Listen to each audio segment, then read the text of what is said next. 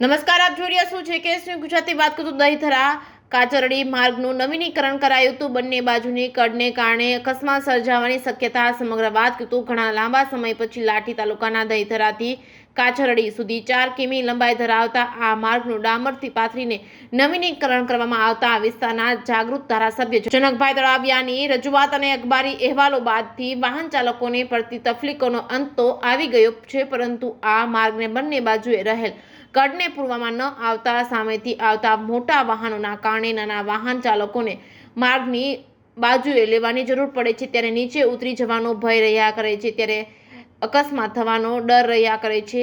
ત્યારે 4 કિમીના માર્ગમાં દહીથરાના નિરાધાર આશ્રમથી કાછરડી સુધી આવતા વળાંકમાં સ્પીડ બ્રેકરો કરવામાં આવેલ ન હોય તો દુર્ઘટના થવાની પૂરેપૂરી સંભાવના હોય છે। કડ પૂરવામાં આવે તેમજ સ્પીડ બ્રેકરો બનાવવા માટે માર્ગ અને મકાન વિભાગ કોન્ટ્રાક્ટરને સૂચના આપે અને વિભાગના અધિકારીઓને આ રોડનું તટસ્થ રીતે નિરીક્ષણ કરવું જોઈએ અને આ રોડની વચ્ચે જ્યારે ચોમાસામાં વરસાદ આવતો હોય ત્યારે પાણી દડી જાય તે રીતે ટેપ રાખવામાં આવેલ ન હોય તો રોડ કેટલો સમય સુધી સારો રહેશે તે કહેવું અત્યારે ઉચિત નથી। જે કે ગુજરાતી સાથે અતુલ શુક્લા, દામનગર।